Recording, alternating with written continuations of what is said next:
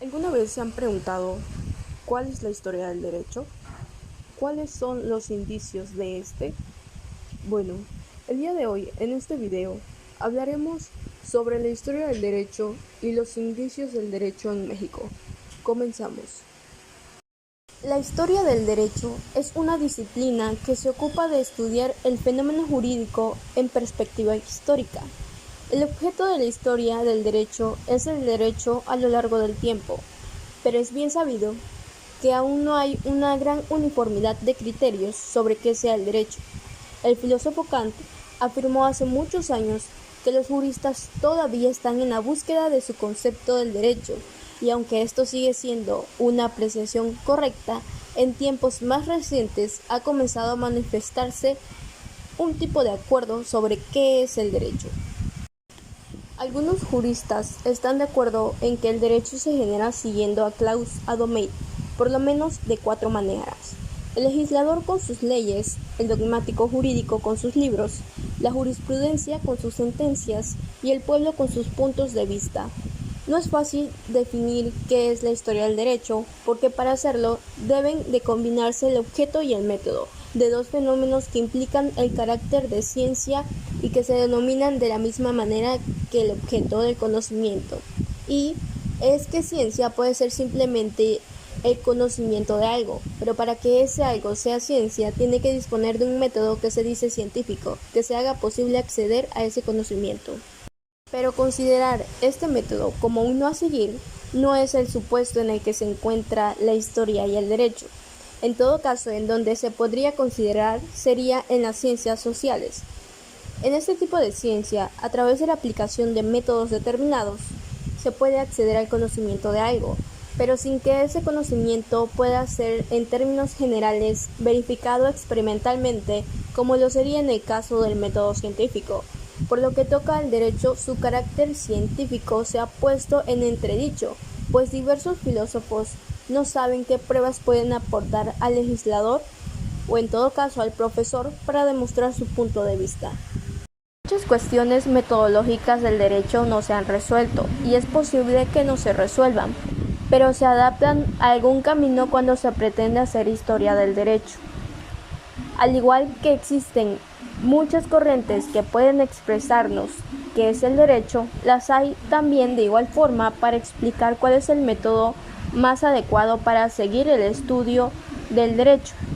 El método que sobresale un poco más es el dogmático, que es el que se encuentra ligado a la norma, pero este método solamente nos dice que el derecho es positivo y a partir de este se conforma el sistema jurídico. Hay quienes ubican a la historia del derecho dentro de la historia misma. Con la historia social del derecho se puede señalar que comenzó a estudiarse mediante una preocupación que surgió de algunos estudiosos del derecho que veían que el análisis de la normativa social y la realidad histórica era suficiente para explicar todos los fenómenos que se hallaban entre historia y derecho. Surgió un interés por analizar la sociedad en los individuos que se encarnaban en sus situaciones vinculadas al derecho. El hombre de la sociedad constituye el objeto de la investigación jurídica. Las normas pueden extenderse hasta el infinito, y es aquí donde le corresponde a cada investigador fijar sus límites en los que ha de moverse. Como hemos visto a lo largo de esta explicación, existen diversos métodos en los que el investigador puede realizar dicha investigación si quiere conocer más de la historia del derecho. Entre ellos está la historia social, la sociología, que son métodos que ofrecen conocimiento al historiador del derecho, lo que permite que puedan explorar más en diversos campos, incluso con más temas, que pueden ayudar a seguir investigando y descubriendo nuevos hechos. Ahora bien, hablaremos rápidamente sobre el derecho en las sociedades primigenias. Aquí se decía que existía una gran diferencia entre someter a una multitud y a una sociedad, puesto que una sociedad se basa en el interés de un pueblo, que se forma antes de tener a un gobernante. Es decir, que primero se manifiesta un acuerdo público que después va a constituir un interés jurídico y civil.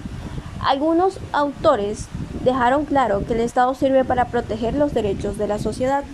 La mayoría de las sociedades antiguas desarrollaron códigos escritos, donde reflejaban las necesidades jurídicas que podían tener en ese entonces.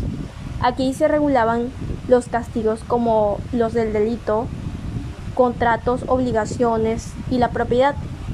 Claro, no siempre fue ordenada, tuvieron distintos propósitos, como hacer pública la ley,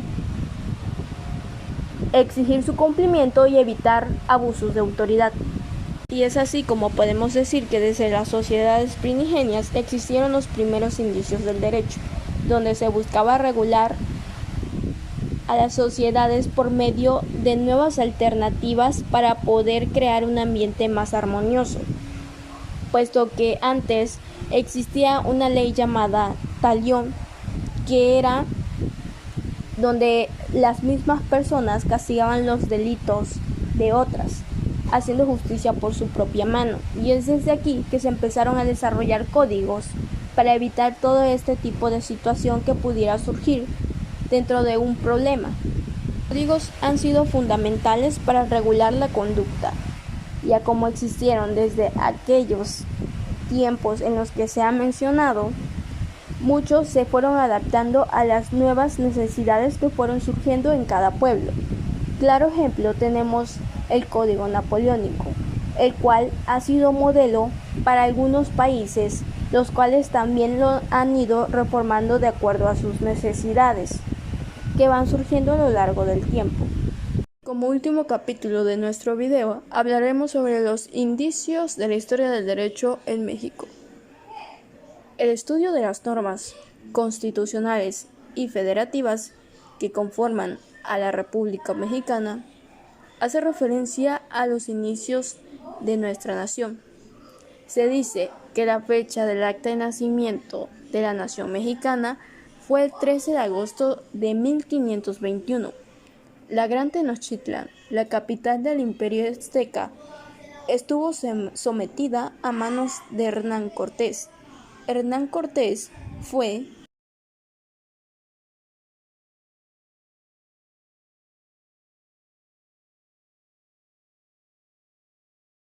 un conquistador español que a comienzos del siglo XVI lideró la conquista del Imperio Azteca en América Central.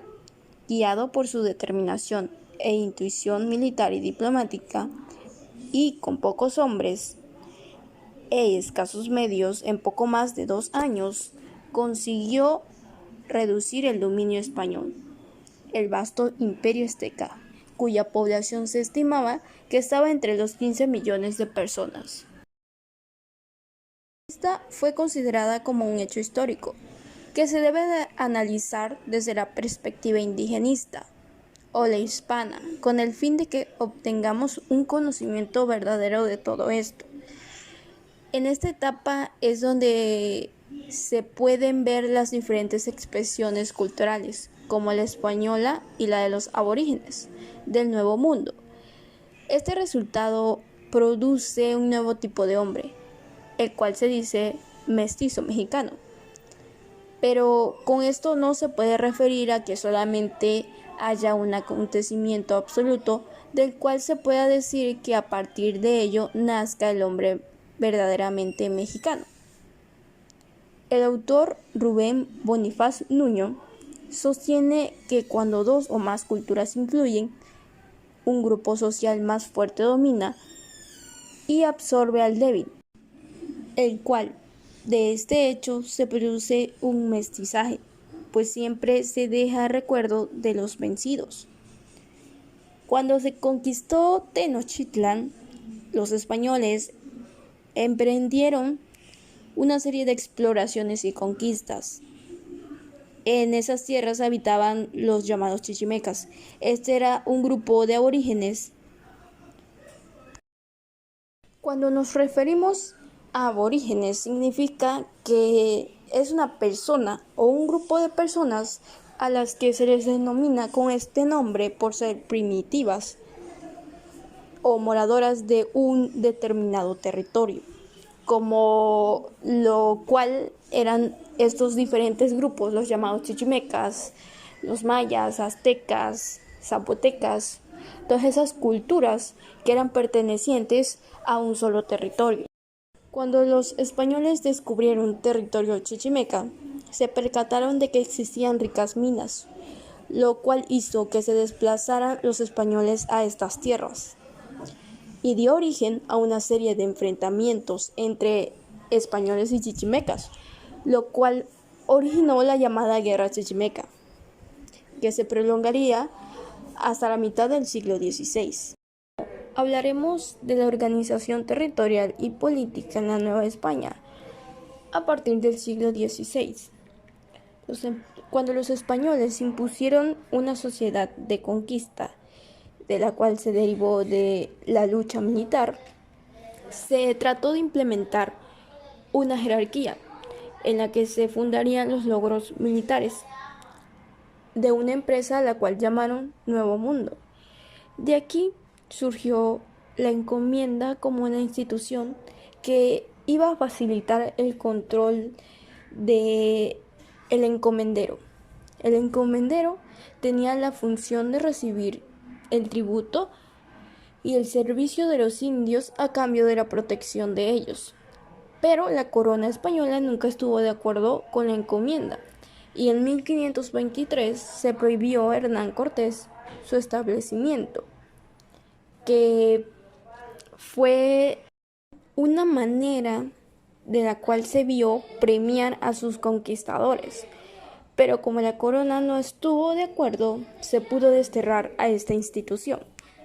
El gobierno de la Nueva España era encabezado por el rey de España, quien era la máxima autoridad, pero que este tenía un representante, el cual era denominado virrey.